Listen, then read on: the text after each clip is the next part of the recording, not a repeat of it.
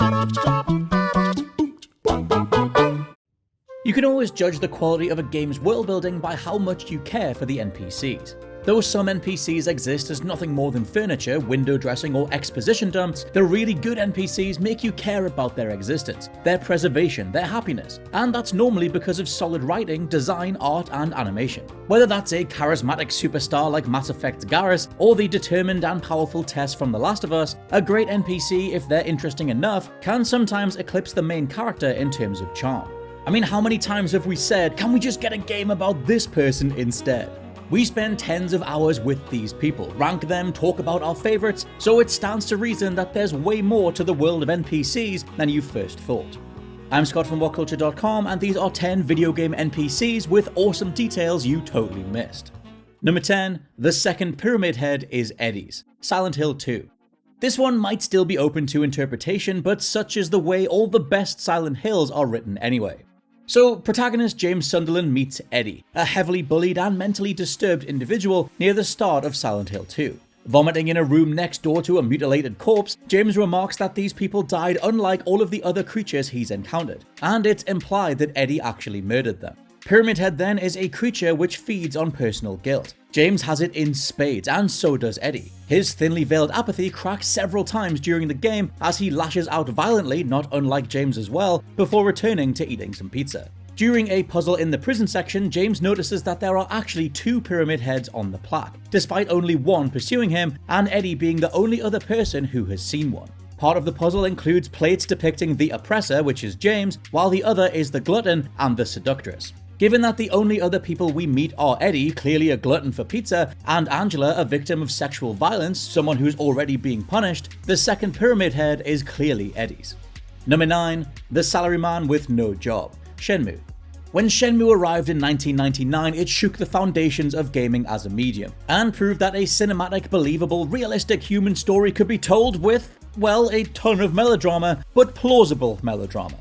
Part of what made Shenmue such an incredibly rich experience was that the NPCs are all unique and diverse. For example, the housekeeper Ine-san would wake up, go to the shrine and pray, then come home and clean your house. If you find yourself enjoying following NPCs around, you might notice Yoshikazu, a well-dressed salaryman who always seems to be on his way to work. Follow him though and you'll notice he never makes it to an office. He's just anxiously killing time before going home again. With enough uncovering, you discover he actually lost his job weeks ago, and now he's just too scared to tell his family. Ultimately, who wasted more time? Him or you following him around every day? Number 8, Cheeseburger and his diabetes, Far Cry 5.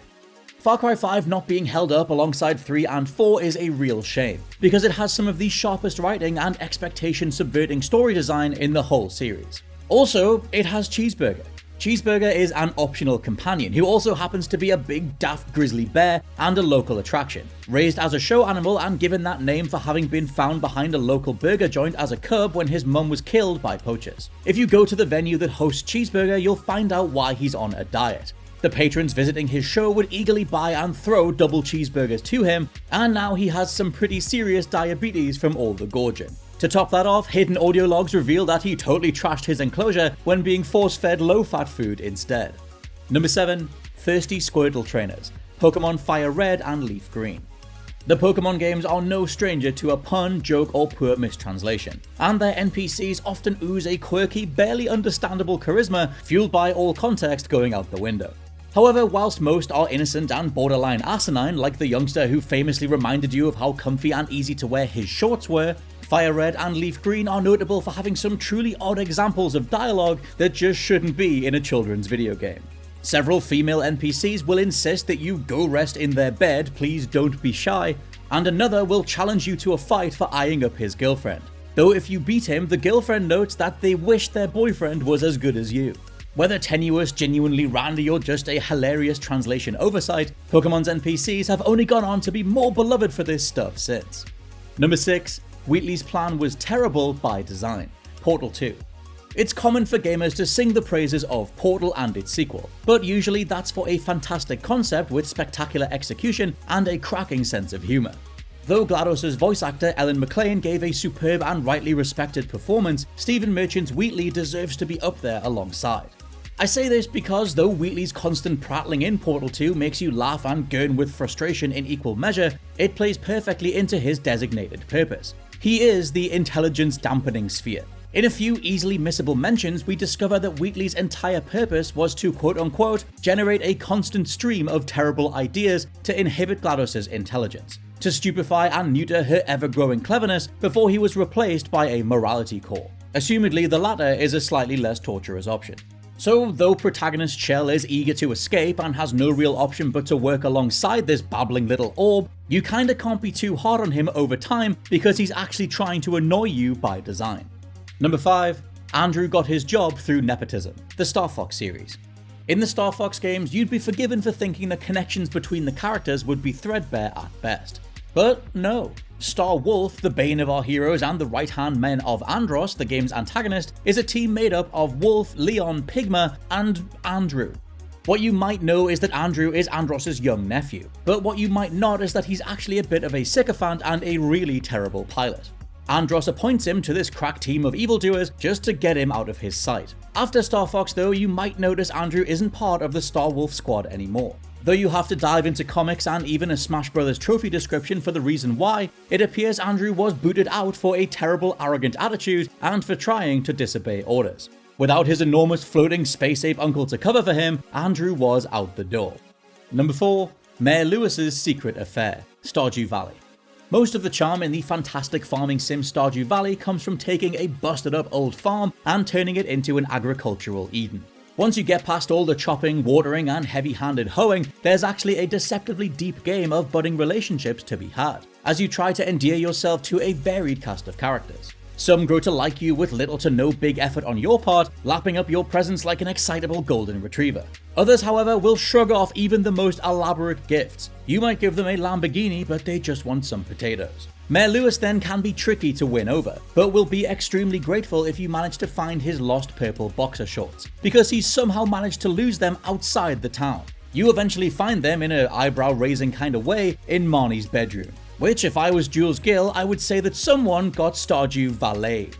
The best bit is if you decide to keep these shorts and then display them on your farm stall, Mayor Lewis gets furious and attempts to bribe you to keep quiet. Talk about a smoking gun. Number 3. The monk's fate could be even worse. Sekiro: Shadows Die Twice.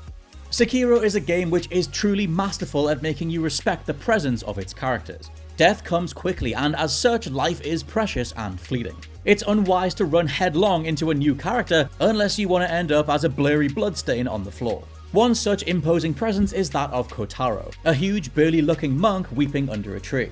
Up until this point, people of this stature have always been enemies, so you approach with caution, and if you've played Soulsborne before, this whole thing just screams trap. It turns out though that Kotaro is a gentle soul, and wants nothing more than a pure white flower to help him find his friends. You'll soon find out that he actually wants a pinwheel, and from here you have several options. Giving him what he wants allows you to spirit him away, and giving him a similar but incorrect item will let you encourage him to go work for a shady merchant. However, there is a third option. If you found the dodgy Dr. Dojun, you can lure Kotaro down where he'll do some unspeakable experiments on him instead. No, I didn't expect Sekiro to get that dark either. Number 2. Cat's Unfortunate Arm, Halo Reach.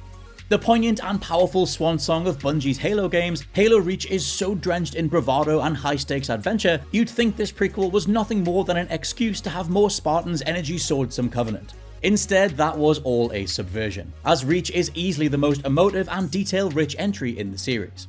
Noble team comprised of Carter, Emil, Jorge, Jun, Kat, and the Rookie, in their last-ditch attempt to save the UNSC fortress, attempt to stop the Covenant's relentless push across the galaxy. However, as they're picked off one by one, it becomes clear that the mission will not have a happy ending.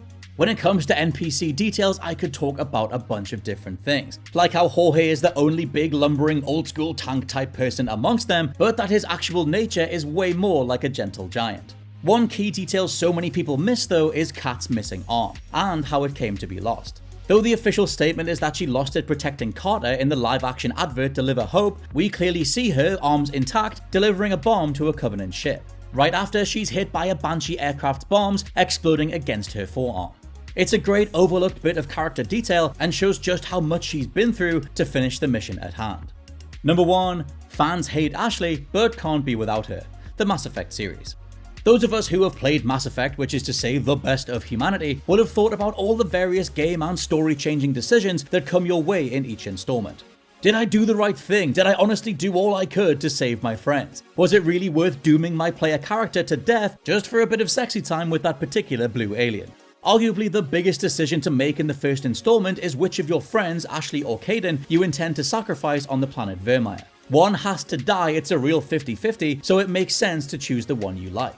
Well, in opinion polls, the biotic officer Kaidan consistently scores higher in terms of general likability. He's just a more friendly, charismatic individual. The alternative though, Ashley, is portrayed as a boorish, alien-hating space racist. Remarkably, though the fanbase has turned on Ashley over time, the vast majority of players opted to save her, and she even has the 4th highest survivability rate of the optional cast in the whole trilogy. Poor, adorable, human puppy-eyed Kaidan only survived in a meager 17% of total playthroughs. And those are just a handful of various NPC details that you likely missed. Let me know your favourites down in the comments below and whether you picked Kaidan or Ashley, and please check out the WhatCulture Gaming Podcast. For now, I've been Scott from WhatCulture.com, and I'll catch you soon.